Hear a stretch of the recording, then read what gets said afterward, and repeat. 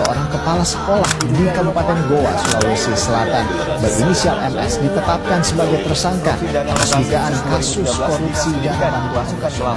Tersangka akan ditahan selama 20 hari untuk pengembangan kasus korupsi yang melibatkan sejumlah pejabat daerah.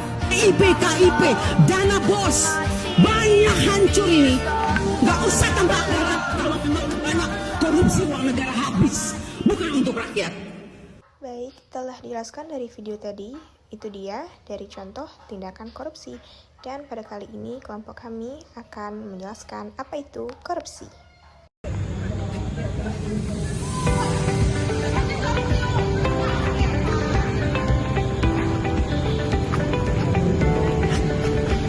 Hai semuanya, perkenalkan nama aku Monica Lewinsky dari program studi S1 Farmasi dengan NPM F1G025082. Aku dari Fakultas Matematika dan Ilmu Pengetahuan Alam.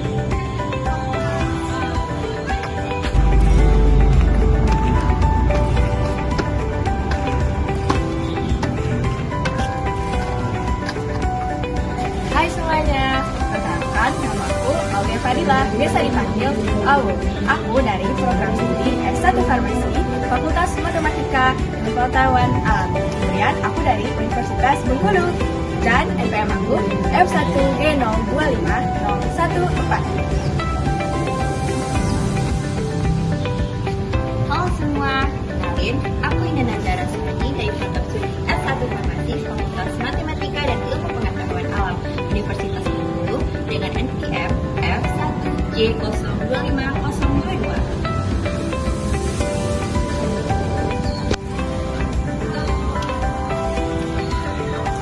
Halo semuanya, kenalin nama saya Fadia Dayana Syafa.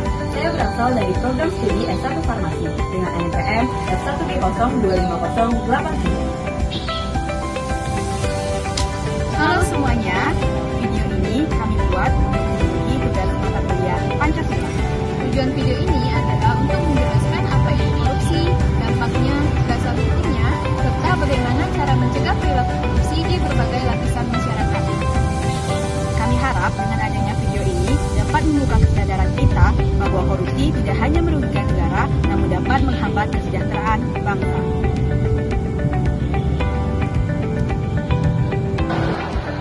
Apa itu korupsi? Korupsi adalah penyalahgunaan kekuasaan atau tanggung jawab untuk mendapatkan keuntungan pribadi, terutama dalam bentuk uang, barang, dan fasilitas. Jadi intinya, korupsi adalah mengambil sesuatu hal yang bukan hak kita, terutama dalam bentuk uang, dalam keadaan tidak cukup. Selanjutnya adalah dasar hukum dari korupsi ini. Pertama adalah besar nomor 31 tahun 1995 berisi tentang setiap orang yang melawan hukum ataupun melakukan perbuatan dalam melindungi diri atau orang lain ataupun sebuah korporasi di mana mereka merugikan keuangan negara dan perekonomian negara akan diberikan tindak pidana penjara seumur hidup ataupun yang paling singkat yaitu selama 4 tahun dan yang paling lama adalah 20 tahun. Denda yang paling sedikit adalah 200 juta rupiah dan yang paling banyak adalah 1 juta rupiah.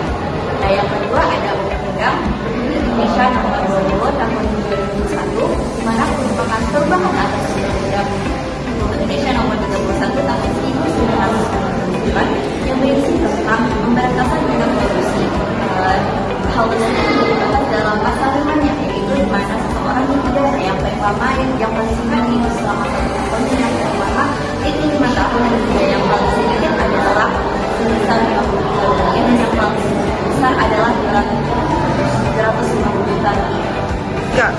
Jadi, teman-teman, korupsi ini sangat merugikan karena dampak korupsi tersebut pada negara kita yaitu negara Indonesia. Nah, dampak-dampak korupsi di antaranya yaitu dapat menurunkan angka kemiskinan dan juga dapat memperlambat pertumbuhan ekonomi yang ada di negara kita yaitu negara Indonesia dan terhadap kedaulatan rakyat dan kemudian korupsi ini juga sangat berpengaruh terhadap penegakan hukum, sosial dan juga politik. Nah, terutama kepercayaan rakyat terhadap pemerintah. Apabila pemerintah telah menjanjikan suatu menjanjikan, artinya rakyat sudah tidak percaya lagi karena banyak amanah terhadap pemerintah tersebut dan juga korupsi ini juga berdampak terhadap generasi bangsa. Apabila generasi bangsa ini sudah tidak menerapkan kejujuran dan amanah, maka bagaimana Indonesia akan menjadi negara emas, malah negara cemas, dan juga ketidakpercayaan tersebut juga dapat mengurangkan rasa sikap jujur. Jadi mari kita bersama-sama menerapkan sifat jujur dan menjauhkanlah sifat ketidakjujuran tersebut. Dalam hal ini, nilai-nilai Pancasila dapat menjadi pedoman dalam tindakan mencegah korupsi. Sila pertama yaitu menolak tindakan korupsi dan bertindak dengan integritas. Sila kedua, memprioritaskan kepentingan umum dan menghargai hak orang lain. Sila ketiga, memperkuat keadilan dan persatuan bangsa untuk melawan korupsi. Sila keempat, musyawarah dan mufakat dalam menyelesaikan masalah. Sila kelima, memastikan keadilan dan kesetaraan dalam penegakan hukum.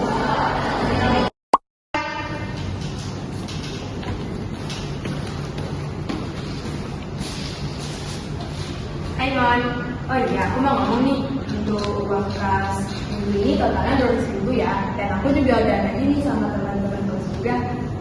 Tapi Ul, kan kemarin aku udah cek, itu totalnya 200.000, kok sekarang 150? 50.000-nya lagi kemana? Oh, bentar ya, dulu. Oh itu, maaf ya Mon, aku kemarin tuh ada keperluan mendesak sih, jadi uang itu aku pakai dulu. Nanti kalau udah ada uangnya pasti aku kembaliin kok. Lain kali kalau kamu mau pakai itu bilang dulu sama aku biar kita nggak salah paham, terus juga yang lain nggak salah paham. Ya Mon, maaf ya, aku tahu aku salah. Lain kali aku nggak bakal seceroboh ini, dan aku janji hal seperti ini nggak bakal terulang kembali. Oke Mon. Oke Mon, makasih ya Mon udah ngertiin aku. Jadi Nah, itu tadi contoh kecil dari korupsi yang sering dianggap sepele oleh banyak orang. Orang pikir, cuma sedikit, ya nggak apa-apa. Padahal hal tersebut bisa membuat rasa tanggung jawab kita hilang. Dan hal tersebut nantinya bisa menjadi kebiasaan yang besar. Seperti kebiasaan di lingkungan masyarakat, mungkin bisa saja sampai ke ranah polisi.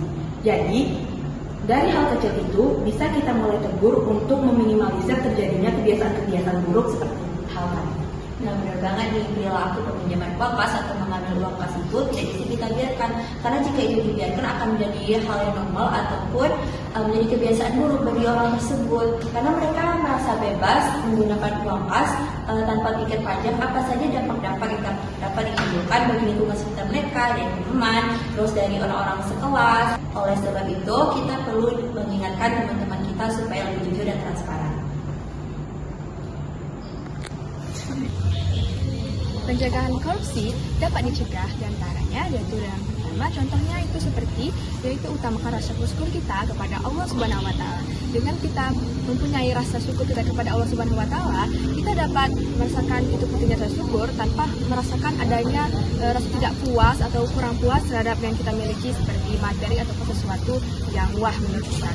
Kemudian yang kedua itu yaitu perkuat pengawasan. Contohnya apabila ada seseorang pelapor melapor tentang adanya hal seperti korupsi ini, baiknya kita melakukan privacy terhadap pelapor tersebut. Kemudian yang kedua yaitu perkuat sistem lapor, yaitu apabila kita melihat sesuatu hal yang keji seperti korupsi ini, kita harus cepat melapor kepada pihak berwajib agar dapat langsung dieksekusi terhadap hal seperti ini. Dan juga kita harus melakukan sistem privacy terhadap pelapor agar pelapor identitasnya dapat terjaga. Yang ketiga, tanamkan pendidikan anti korupsi sejak dini, mulai dari lingkungan keluarga hingga sekolah dengan cara menanamkan nilai-nilai kejujuran dan juga etika. Dan yang keempat, yaitu melakukan transparansi terhadap kegiatan yang memerlukan anggaran agar bisa dilihat oleh publik. Selanjutnya adalah pencegahan yang ketujuh, yaitu tegakkan hukum secara tegas, yaitu dengan memperkuat institusi anti korupsi seperti KPK dengan memberikan efek jerah kepada orang-orang yang melakukan korupsi dengan menegakkan hukum secara konsisten, dengan memberikan ataupun melalui perampasan aset terhadap orang-orang yang melakukan korupsi tersebut. Delapan, yaitu dengan meningkatkan kesadaran dan partisipasi masyarakat, yaitu dengan melibatkan masyarakat dalam pencegahan korupsi melalui kampanye, pelaporan, dan pengawasan. Nah, saya harap semoga kita tidak termasuk orang-orang yang melakukan korupsi ya. Yang kelima, bangun sistem manajemen sumber daya manusia yang bersih. seperti posisi pegawai, rekrutmen pegawai, dan rotasi pegawai harus dilakukan berdasarkan meritokrasi, integritas, dan transparansi untuk mencegah hubungan korup. Yang keenam, gunakan teknologi untuk transparansi. Digitalisasi sistem keuangan dan pemerintahan dapat membatasi transaksi tunai dan meningkatkan transparansi. Baik teman-teman, itu dia pembahasan dan juga penjelasan dari video korupsi yang telah kami sampaikan. Nah, dapat disimpulkan bahwa korupsi ini dapat merugikan negara kita. Bukan hanya negara saja, tetapi juga merugikan dalam segi hal moral, dalam hal kemanusiaan, kemudian hal dalam kehidupan berbangsa, dan juga dapat bertentangan dengan nilai kelima Pancasila, yaitu dalam nilai ketuhanan, kemanusiaan, kemudian persatuan, musyawarah, dan juga nilai keadilan. Maka dari itu, mari kita junjung tinggi nilai kelima dari nilai Pancasila tersebut dan jauhi tindakan korupsi ini ya. Nah, melalui video yang telah kalian tonton, dapat kita simpulkan bahwa pemberantasan korupsi tidak hanya berasal dari pemerintah saja, namun merupakan tanggung jawab dari warga negara juga. Nah, hal-hal tersebut dapat kita lakukan seperti hal kecil saja, yaitu dengan jujur dalam tindakan, yaitu berkata benar, dan tidak mengambil sesuatu yang bukan milik kita ataupun hak kita. Nah,